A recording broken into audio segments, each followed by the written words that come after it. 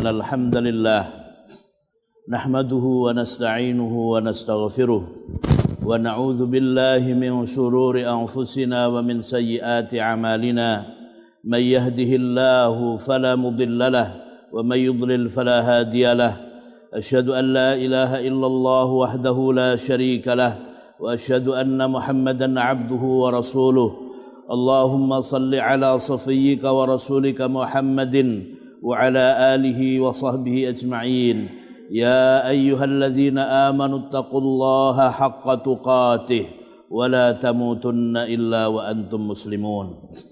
Jamaah Jumat rahimani wa rahimakumullah, marilah kita senantiasa meningkatkan ketakwaan kita kepada Allah Subhanahu wa taala dengan menjalankan apa yang Allah perintahkan kepada kita dan menjauhi apa yang Allah larang. Mudah-mudahan dengan demikian Allah Subhanahu wa taala akan menggolongkan kita semuanya ke dalam orang-orang yang bertakwa. Amin ya rabbal alamin. Jamaah Jumat rahimani wa rahimakumullah. Tema khutbah Jumat kita kali ini insyaallah yaitu urgensi atau pentingnya zikrullah. Pentingnya ingat kepada Allah Subhanahu wa taala. Jamaah sekalian rahimani wa rahimakumullah, yang ideal seorang muslim, seorang mukmin itu adalah senantiasa ingat kepada Allah Subhanahu wa taala dalam seluruh keadaannya, dalam seluruh waktunya. Sehingga Allah Subhanahu wa taala berfirman, alladzina yadhkuruna Allaha qiyaman wa qu'udan wa 'ala junubihim, yaitu mereka yang senantiasa mengingat Allah Subhanahu wa taala pada waktu dia berdiri, pada waktu dia duduk, dan pada waktu dia berbaring. Manusia hidup hanya ada dalam tiga keadaan ini, yaitu kalau dia tidak berdiri maka dia akan duduk, kalau tidak duduk dia akan berbaring. Hanya tiga keadaan ini. Dan Allah Subhanahu wa taala menyebutkan ketiga keadaan ini agar kita senantiasa ingat kepada Allah Subhanahu wa taala. Oleh karena itu di dalam tafsir At-Tabari yang disebutkan oleh Ibnu Jurayj disebutkan bahwa kita harus ingat kepada Allah Subhanahu wa taala fi salati wa fi ghairi salah. Hendaknya kita mengingat Allah pada waktu kita di dalam salat dan dalam keadaan kita tidak salat. Kemudian Abu Qatadah di dalam tafsir yang sama dalam tafsir At-Tabari menegaskan bahwa hadzal hal atau hadhil halah zikrullah halatuka jami'an ya ibna Adam, bahwasanya keadaan inilah yaitu senantiasa mengingat Allah Subhanahu wa taala hendaknya menjadi keadaan kalian seluruhnya wahai anak Adam. Marilah kita lihat pada fakta kehidupan kita kaum muslimin. Ternyata apabila konsep kita hendaknya mengingat Allah dalam seluruh keadaan kita, apa yang terjadi? Apa faktanya? Ternyata kita kaum muslimin justru lebih banyak tidak mengingat Allah, lebih banyak lalai kepada Allah dalam 24 jam waktu yang Allah berikan kepada kita. Inilah keadaan kita. Banyak lalai kepada Allah Subhanahu wa taala. Justru yang kita ingat adalah selain Allah. Bahkan pada waktu salat yang sementara dalam waktu yang sedemikian hendaknya seorang muslim hanya mengingat Allah, justru kita masih ingat selain Allah pada waktu salat. Apakah yang menyebabkan hal ini jamaah sekalian rahimani wa rahimakumullah? Ada dua hal.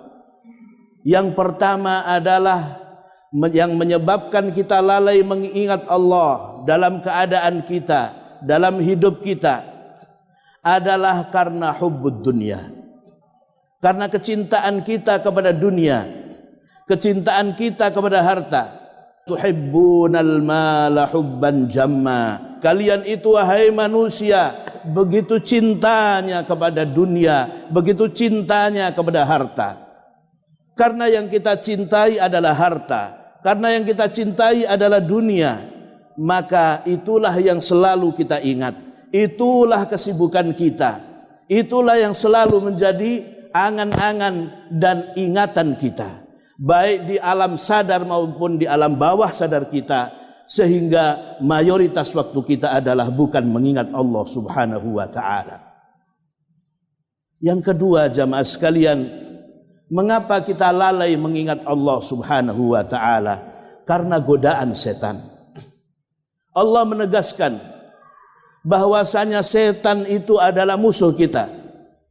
Inna syaitana lakum aduwwun fattakhidhuhu aduwwa. Innama yad'u hizbahu liyakunu min ashabis sa'ir. Sesungguhnya setan itu adalah musuh kalian, maka jadikan setan itu sebagai musuh bagi kalian. Sesungguhnya mereka itu tidaklah mengajak kepada golongannya kecuali mengajak kepada neraka. Jamaah Jumat rahimani wa rahimakumullah. Apakah tanda seseorang itu terpedaya dengan setan?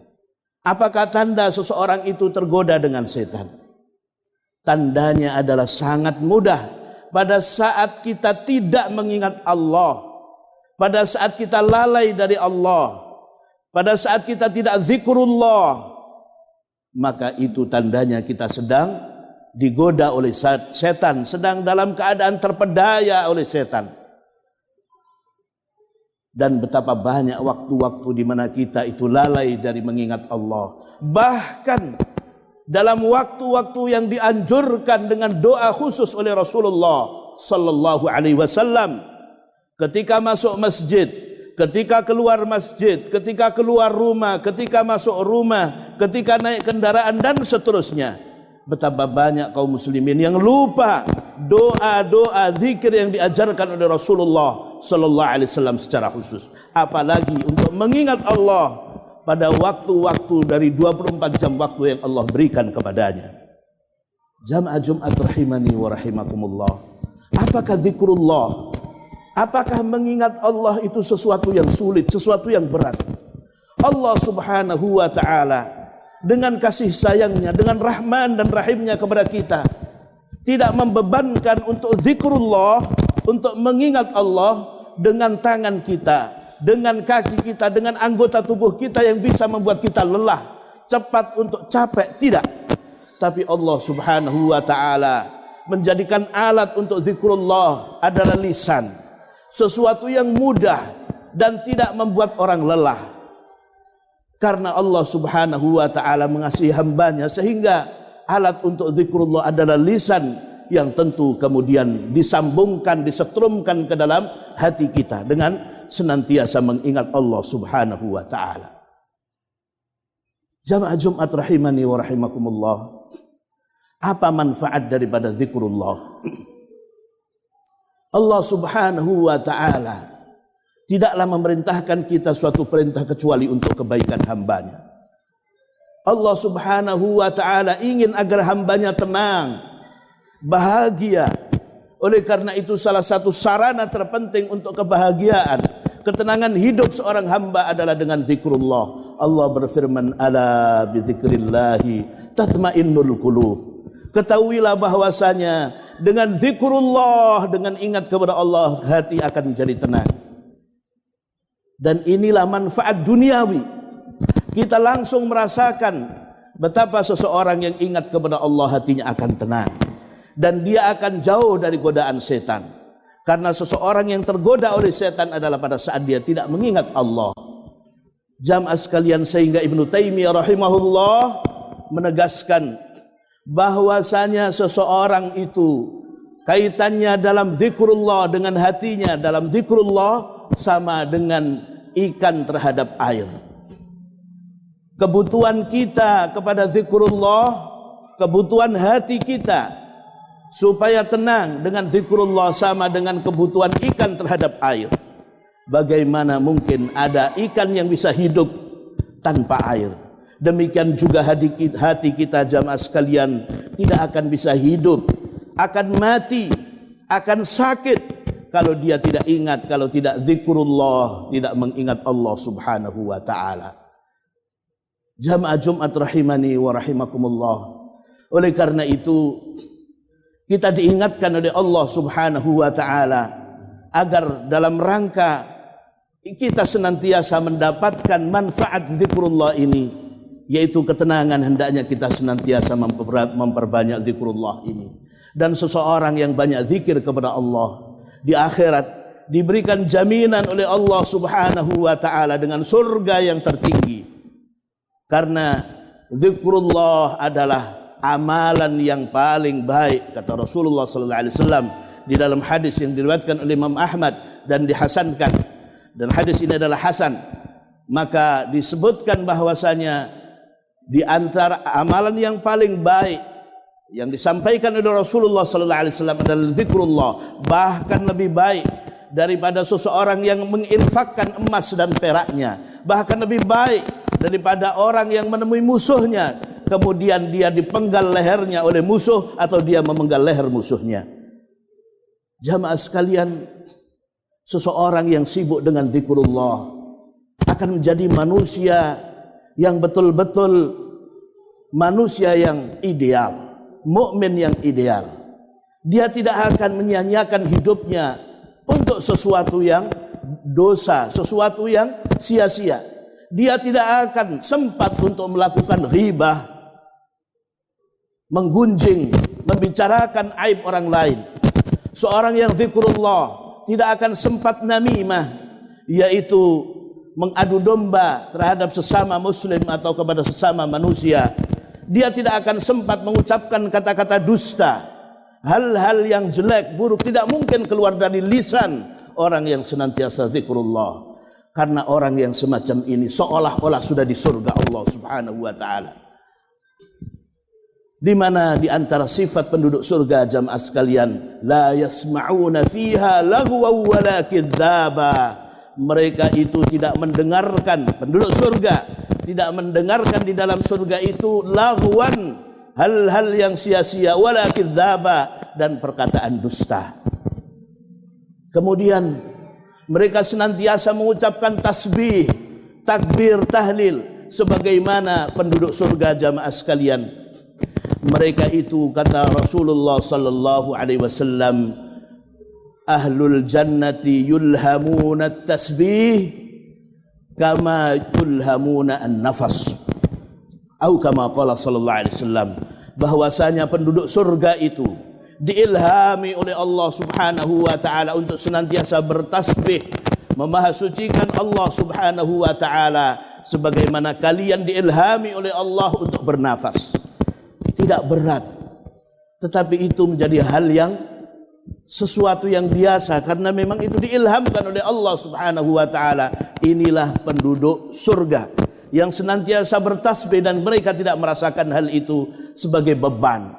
Sebagaimana seorang muslim yang betul-betul ideal, dia akan senantiasa zikrullah di mana saja dan kapan saja karena tidak berat baginya sebagaimana penduduk surga yang diilhami tasbih oleh Allah Subhanahu wa taala sepanjang waktu, sepanjang hidupnya dalam menikmati berbagai kenikmatan surga.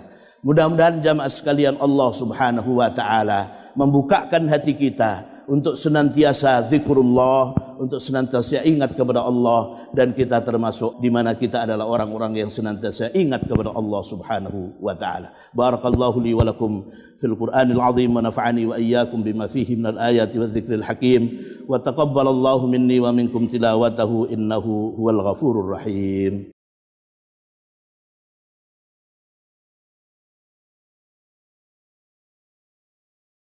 Alhamdulillahi rabbil alamin wa bihi nasta'inu ala umuri dunya waddin. Asyhadu an la ilaha illallah wahdahu la syarika lah wa asyhadu anna Muhammadan abduhu wa rasuluh. Allahumma salli ala safiyyika wa rasulika Muhammadin wa ala alihi wa sahbihi ajma'in.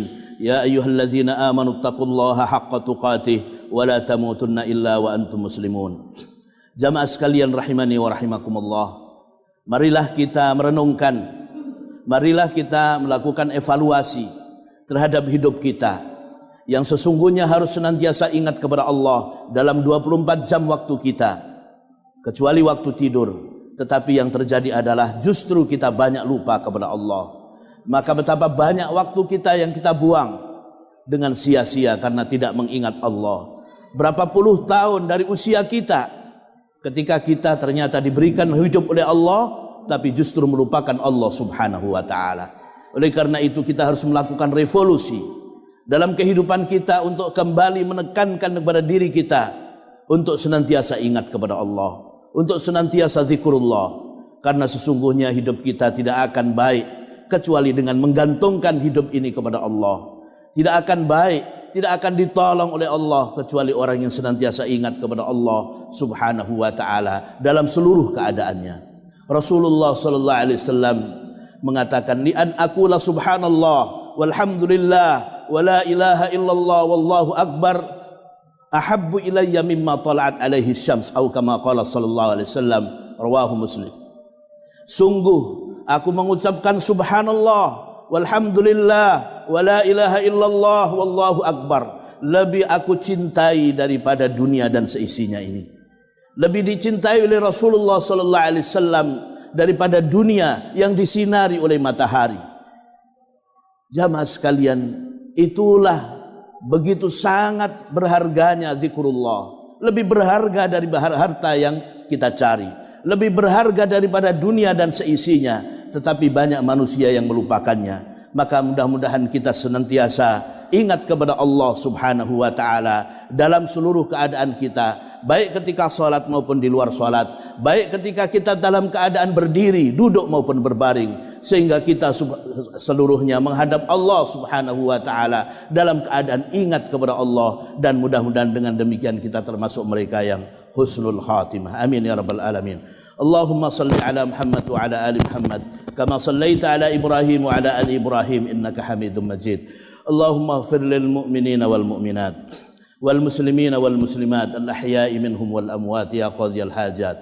Allahumma a'izzal Islam wal muslimin wa ahlikil kafarata wal mubtadi'ata wasyuyu'iyyin al munafiqin a'da'aka a'da'ad din. Allahumma shattid shamlahum wa mazzik jam'ahum wa zalzil aqdamahum wa alqi fi qulubihim ar-ru'ba innaka ala kulli syai'in qadir. Allahumma aminna fi awtanina wa awtanil muslimin. Rabbana hab lana min azwajina wa dhurriyyatina qurrata a'yun waj'alna lil muttaqina imama. Allahumma inna na'udzu bika minal barasi wal jununi wal judhami wa quruna wa sayyi'il asqam. Rabbana atina fid dunya hasanah wa fil akhirati hasanah wa qina adzaban nar. Ibadallah, innallaha ya'muru bil adli wal ihsan wa ita'i dzil qurba wa yanha 'anil fakhsya'i wal munkari wal baghi ya'idzukum la'allakum tadhakkarun. Fadhkurullaha al-'azima yadhkurukum washkuruhu 'ala ni'amihi yazidkum wa la dzikrullahi akbar. Aqimus shalah.